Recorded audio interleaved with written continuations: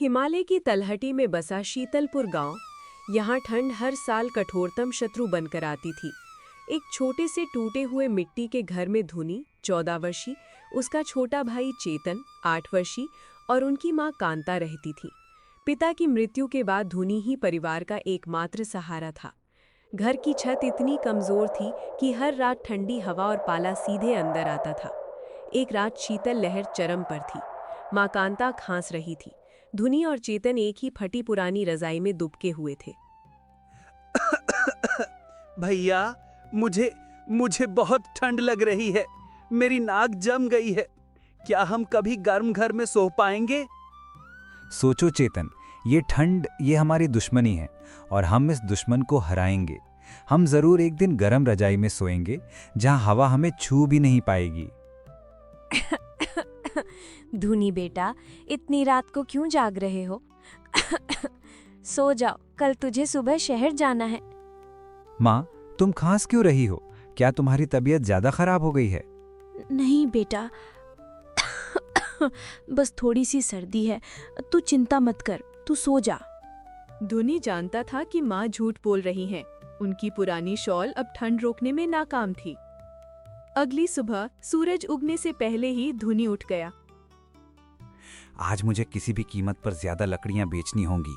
माँ की दवाई और चेतन के लिए गर्म कपड़ा। धुनी ने जंगल से इकट्ठी की गई लकड़ियों का गट्ठर उठाया। वो गठरी उसके वजन से ज्यादा थी, लेकिन कर्तव्य का बोझ उससे कहीं भारी था। बेटा, ये गठरी बहुत भारी है, तू इसे छोड़ दे, तेरी पीठ पर जोर पड़ेगा। नहीं माँ, आज मुझे 2 बार शहर जाना है। आपको दवाई चाहिए और चेतन की तबीयत बिगड़ रही है। आप चिंता मत करिए, मैं जल्दी आऊंगा। धुनी शहर के लिए निकल पड़ा। रास्ते में उसके गांव का एक अमीर जमींदार का बेटा प्रेम अपनी मोटरसाइकिल पर उसे पार करता है। प्रेम उसी उम्र का था, पर उसके कपड़े और जीवन शैली पूरी तरह अलग थी। अरे धुनी, तू इतनी ठंड में लकड़ियों का ठेला लेकर कहाँ जा रहा है? तेरी पीठ टूट जाएगी, ये काम छोड़ दे। धोनी बिना जवाब दिए बस मुस्कुराता है और आगे बढ़ता है। कम से कम एक अच्छी शॉल तो पहन लेता, तुझे ठंड नहीं लगती क्या? धुनी उस बात का बुरा नहीं मानता। उसकी मौन दृढ़ता ही उसका जवाब थी। वो जानता था कि उसके और प्रेम के बीच सिर्फ कपड़ों का अंतर नहीं, बल्कि जिम्मेदारी का अंतर था। शहर में धुनी एक कोने में लकड़ियां बेचने लगा। आज ठंड बहुत ज्यादा थी और लोग कम निकल रहे थे। कई घंटे बीत गए। इतनी देर हो गई, अभी तो आधी लकड़ियां भी नहीं बिकी। माँ की दवाई कैसे लाऊंगा? शाम ढलने लगी, ठंड और बढ़ गई। तभी एक दयालु महिला वहां से गुजरी। अरे बेटा, तुम इतनी ठंड में यहाँ क्यों खड़े हो? क्या सारी लकड़ियां बेचती? नहीं बहन जी, बस थोड़ी सी बची हैं। ठीक है, ये लो पैसे। तुम ये सारी लकड़ियां मुझे दे दो। आज मेरे घर में भी आग की जरूरत होगी। धुनी को पहली बार लगा कि ईश्वर ने उसकी सुन ली है। उसके चेहरे पर खुशी और आंखों में नमी थी। उसने तुरंत उन पैसों से माँ की दवाई खरीदी और चेतन के लिए एक पुराना ऊनी टोपा खरीदा। आज घर में गर्माहट जाएगी, माँ की सेहत और चेतन की हंसी। धुनी खुशी खुशी वापस घर की ओर भागा। वो जानता था कि मेहनत और आशा कभी व्यर्थ नहीं जाती। धुनी अंधेरा होने से पहले घर पहुंच गया।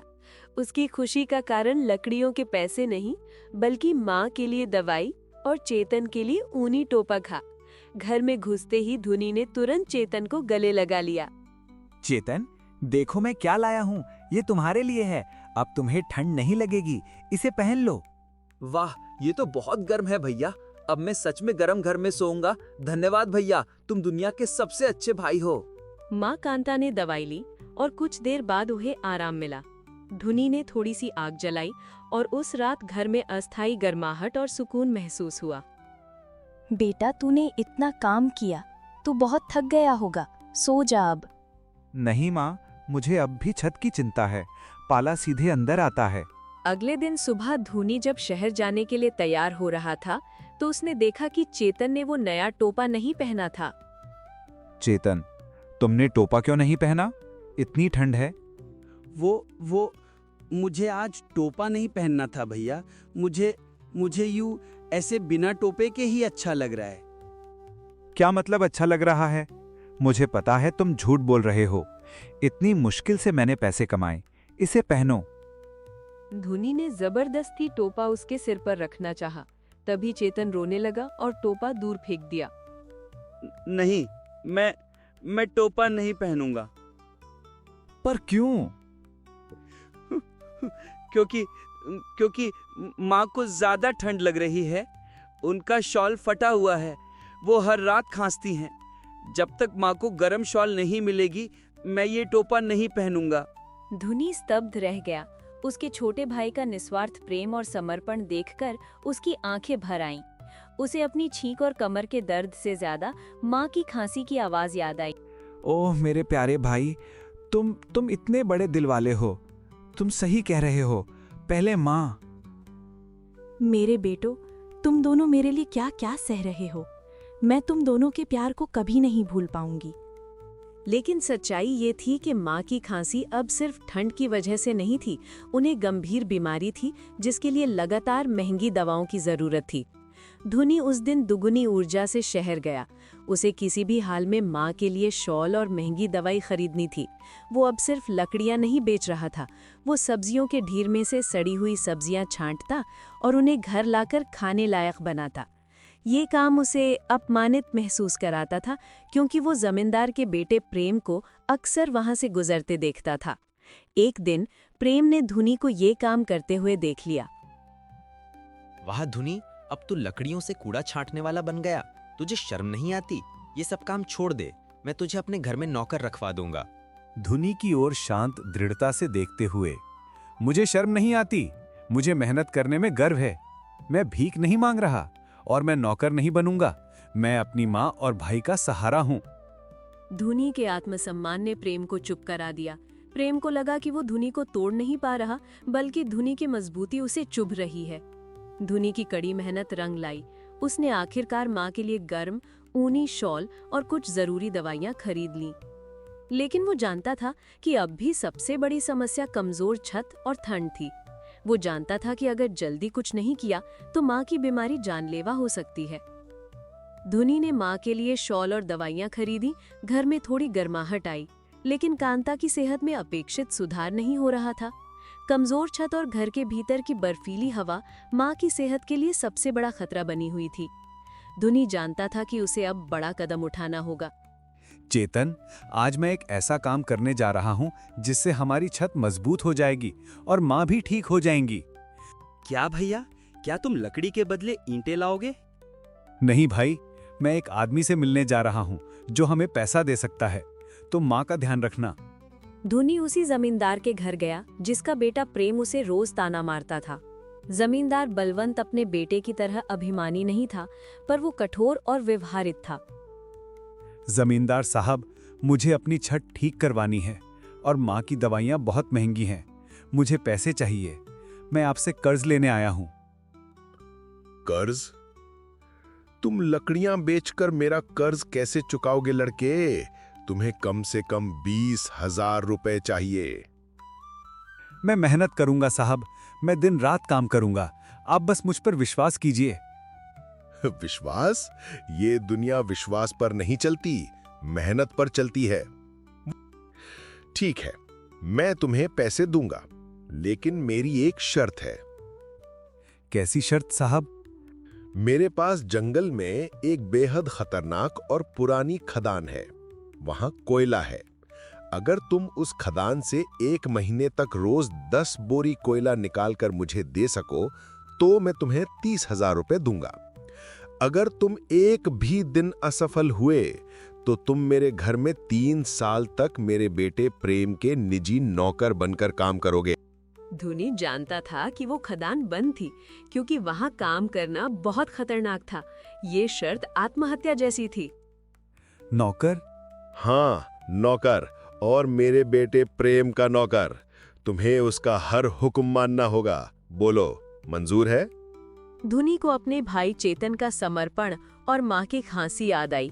उसके आत्मसम्मान पर वार हो रहा था, लेकिन परिवार उसके लिए सब कुछ था।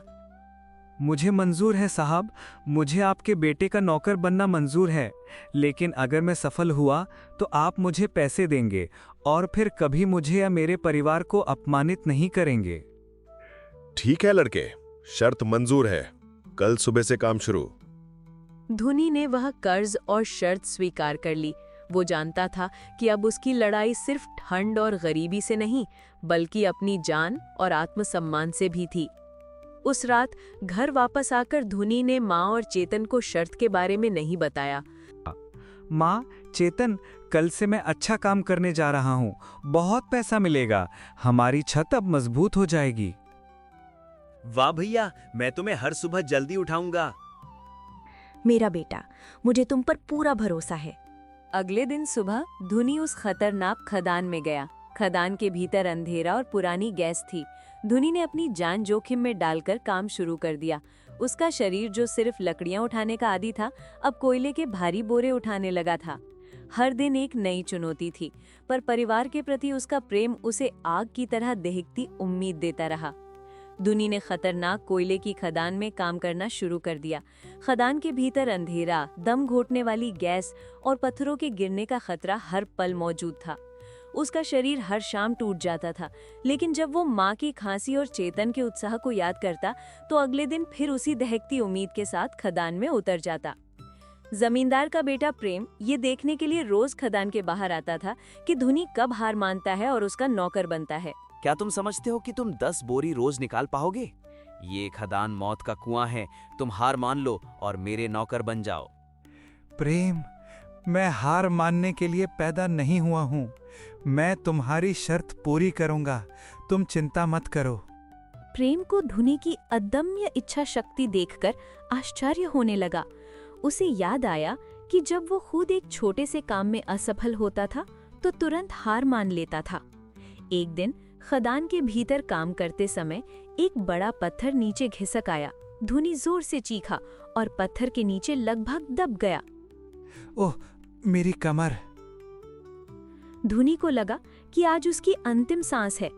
तभी खदान के मुहाने पर खड़े प्रेम ने धुनी की चीख सुनी। प्रेम को एक पल के लिए भी देर नहीं लगी। उसने अपनी जान की परवाह न करते हुए बिना किसी सुरक्षा उपकरण के खदान के भीतर छलांग लगा दी। धुनी, क्या हुआ? तुम ठीक तो हो? पत्थर, मेरी कमर! प्रेम ने अपनी पूरी ताकत लगाई और उस भारी पत्थर को किसी तरह धुनी के ऊपर से हटाया। तुम ठीक हो? चलो, बाहर चलो। धुनी को बाहर निकालने के बाद प्रेम ने उसे पानी दिया और उसकी चोटों पर मरहम लगाया। प्रेम की आंखों में अब घमंड नहीं, बल्कि गहरा पश्चाताप था। धुनी, तुम इतने आत्मसम्मान वाले आदमी क्यों हो? तुम मेरी मदद क्यों नहीं लेते? मैंने तुम्हारी शर्त स्वीकार की थी प्रेम। अगर मैंने मदद ली होती तो मैं तुम्हारा नौकर बन जाता, और मैं अपने भाई और माँ को ये नहीं दिखाना चाहता था कि उनका सहारा हार गया है। तुम सच में महान हो धुनी। मैंने तुम्हें हमेशा गरीब समझा, पर तुम मेरे से कहीं ज्यादा अमीर हो आत्मसम्मान के मामले में। मैंने तुम्हें हमेशा अपमानित किया, पर आज तुमने मेरी जान बचा ली। मैंने तुम्हारी जान नहीं बचाई प्रेम, तुमने मेरी जान बचाई। हम दोनों अब बराबर हैं। उस दिन प्रेम का हृदय परिवर्तन हो गया। उसने अपने पिता बलवंत को सारी बात बताई और स्वीकार किया कि धुनी की ईमानदारी और प्रेम के आगे उनकी सारी दौलत फीकी है। प्रेम के हृदय परिवर्तन के बाद उसने अपने पिता बलवंत को जाकर सारी सच्चाई बता दी। बलवंत ने महसूस किया कि उन्होंने आत्मसम्मान पर दाव लगाकर एक सच्चे इंसान का अपमान किया था। धुनी, मैंने तुम्हें गलत समझा। मैंने तुम्हें अपनी दौलत से आंका, लेकिन तुम मेरे बेटे प्रेम से भी ज्यादा ईमानदार और हिम्मत वाले हो। साहब, आप बस अपनी शर्त पूरी कर दीजिए। मुझे पैसे चाहिए ताकि मैं माँ की छत और दवाई ला सकूं। शर्त? नहीं धुनी, मैंने तुम्हें नौकर बनाने की शर्त रखी थी, पर तुम इस गांव के मालिक बनने के लायक हो। मैंने तुम्हारी 1 महीने की मेहनत के पैसे 30,000 के बदले 50,000 रुपए तय किए हैं। ये कर्ज नहीं, बल्कि तुम्हारी मेहनत का सम्मान है। धुनी के लिए ये जीत सिर्फ पैसे की नहीं, बल्कि उसके आत्मसम्मान की थी। उसने विनम्रता से पैसे स्वीकार किए। धन्यवाद साहब, अब मैं माँ को बचा सकता हूँ। धुनी तुरंत घर लौटा। उसने माँ कांता को गले लगाया और चेतन के साथ मिलकर घर की कमजोर छत को ईंटों और टिन से मजबूत किया। ये भैया, अब तो हवा अंदर नहीं आएगी, अब माँ ठीक हो जाएंगी। मेरा बेटा, तूने ये सब कुछ अकेले कर दिखाया। आज मुझे लगा कि मेरे पति वापस आ गए हैं। मजबूत छत ने घर के अंदर स्थायी गर्माहट ला दी। कांता की सेहत में तेजी से सुधार होने लगा।